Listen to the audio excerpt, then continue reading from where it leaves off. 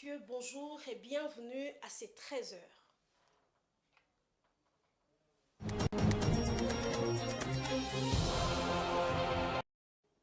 Au cours de sa visite d'État de 3 jours au Botswana, le président de la République, Félix Tshisekedi, a profité de ces moments pour s'inspirer du modèle de ces pays d'Afrique australe dans les secteurs de diamants, avec pour objectif relancer l'industrie du diamant en République démocratique du Congo qui est en faillite actuellement. Félix Tshisekedi était accompagné des experts dans la relance de la minière Bakwanga Miba, les renforcements de liens des coopérations entre la RDC et les Botswana étaient au cœur de leurs échanges. Suivons ces reportages et on se retrouve tout juste après. Indépendant depuis bientôt 60 ans, le Botswana, pays enclavé de l'Afrique australe, est aujourd'hui un modèle des réussites. Un succès obtenu grâce notamment à sa manne diamantaire qui stimule le développement de ses infrastructures. Ces miracles botswanais fait des émules. Arrivé ce mardi 9 mai 2023 dans la capitale botswanaise pour une visite d'État de 3 jours, le président de la République démocratique du Congo voudrait s'inspirer de ce pays pour relancer l'industrie du diamant à RDC. Pour sa première visite d'État dans le pays des Ketumil et Massiré, ancien président et facilitateur du dialogue intercongolais de Sun City, Félix Antoine Tshisekedi Tshilombo a chaleureusement été accueilli par son homologue de la République du Botswana qui a fait le déplacement de l'aéroport. Honneur militaire, passage de troupes en revue, l'événement était retransmis en direct sur la télévision nationale botswanaise. Après les salutations des officiels des deux pays, Félix Tshisekedi a marqué un petit arrêt pour admirer les talents du folklore botswanais et ses particulières danses.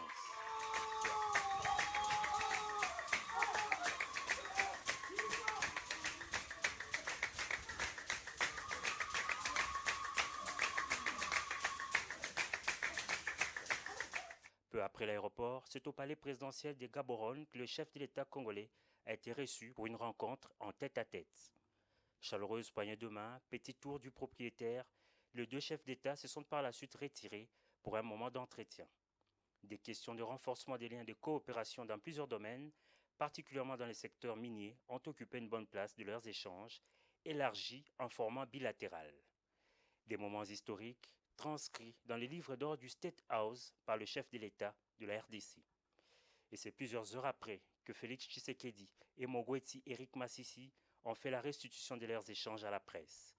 Prenant la parole en premier, le président botswanais a fait des éloges à son invité de marque, qu'il considère comme le meilleur président de la communauté de l'Afrique australe pour sa vision d'une Afrique intégrée et développée. Il a par ailleurs exprimé toute sa volonté de renforcer la coopération avec la RDC dans les secteurs de l'agriculture, la gouvernance, l'éducation et la gestion des ressources naturelles. Très ému par l'accueil, mais aussi par l'esprit d'ouverture de son homologue, Félix Tshisekedi dit avoir eu des échanges fructueux avec Mogwetsi Eric, de nature à lancer les progrès dans les relations entre les deux. Dans le cadre de cette visite, le président Tshisekedi est invité à visiter la mine de Jwaneng, située à 150 km de Gaborone, et en tant que président d'exercice de la SADC, il va consacrer la journée de ce mercredi à une séance de travail au siège de la SADC. Drame de Kaléé, à présent, le membre du gouvernement central se sont rendus mardi à Niamoukubi et Bouchouchou, village dévasté par les inondations qui ont fait plus de 400 morts au site Kivu à l'est de la République démocratique du Congo. Ils ont apporté les cercueils et les denrées alimentaires.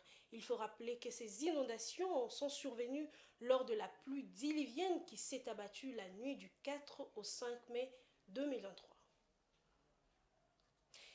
Parlons à présent, quittons l'est de la République pour la ville-province de Kinshasa. Le gouverneur de la ville-province de Kinshasa, Jean Tiningo Bilambaka, a reçu mardi 9 mai le directeur général de l'autorité des régulations de la sous-traitance dans les secteurs privés, Miguel Kachala, qui est venu lui informer officiellement du lancement à Kinshasa du contrôle systématique du système du respect par les entreprises principales de règles de la sous-traitance. Le DG Miguel Kachala est au micro de Enoch Issei. Nous avons lancé le contrôle dans les entreprises, le contrôle qui était tant attendu par la population congolaise. Et nous sommes venus informer officiellement l'autorité provinciale pour lui informer la manière dont le contrôle va se dérouler Et nous demandons aussi aux sociétés principales œuvrant dans la ville province de Kinshasa de pouvoir très bien collaborer avec nos contrôleurs de l'ARSP. Et nous pensons que tout va bien se dérouler. Nous comptons sur leur bonne collaboration. C'est la vision du président de la République, chef de l'État, son Excellence Félix Antoine Tshisekedi Tshilombo, qui aujourd'hui est très déterminé, et je pourrais même dire plus que déterminé, pour changer la donne de la sous-traitance. La province a très bien salué les débuts du contrôle, et surtout que ça commence dans sa province, qui est sa juridiction. Et il y a ceux qui pensaient peut-être que le contrôle ou l'ARSP c'était uniquement dans les sociétés minières. L'ARSP ou l'autorité de régulation de la sous-traitance n'intervient pas seulement dans les sociétés minières, ça ne concerne pas seulement les mines, ça concerne toutes les activités de l'économie nationale. C'est comme ça que nous avons commencé dans la ville-province. Quittons la RDC à présent pour la Chine. Les secteurs manufacturiers haut de gamme de la Chine se développent rapidement avec un grand nombre croissant d'entreprises qui étendent leur présence dans les territoires nationaux à l'étranger. Dans le pôle industriel de la région de la Grande Baillée, le secteur manufacturier Shenzhen joue depuis longtemps un rôle de premier plan depuis très longtemps un rôle de premier plan. Pour illustrer ces phénomènes, je vous propose, mesdames et messieurs, de suivre cet élément de nos confrères de la CGTN qui se sont rendus sur les campus intelligents appartenant au groupe Lenovo, qui est le plus grand fabricant de PC au monde. Suivons cet élément. Avec un investissement de 2 milliards de yuans, soit environ 290 millions de dollars, le campus intelligent sud du groupe Lenovo est entré en service samedi.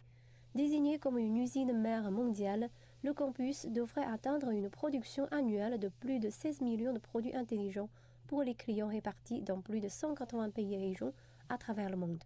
Quelles sont les conditions pour qu'une usine devienne une usine mère mondiale? Est-ce seulement en raison de sa production annuelle élevée?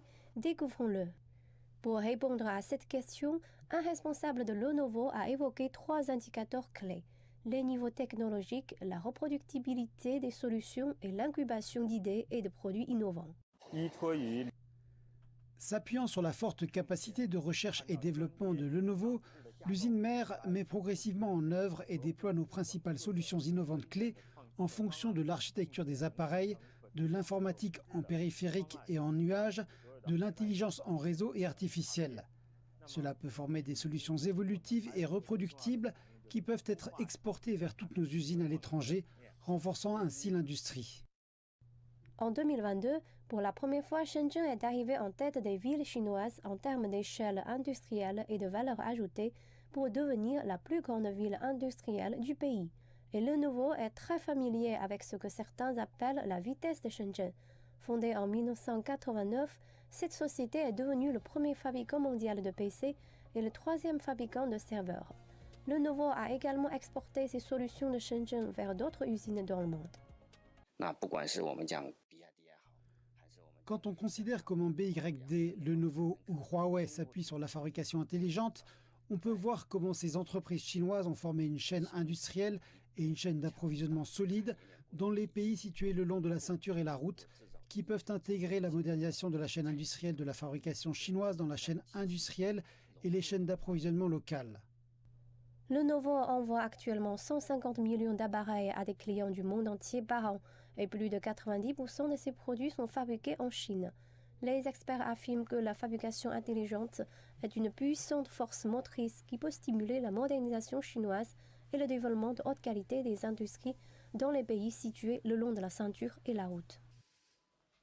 C'est ainsi que nous bouclons ces bulletins d'information. Mesdames et messieurs, merci de l'avoir suivi et restez branchés sur nos programmes. Au revoir.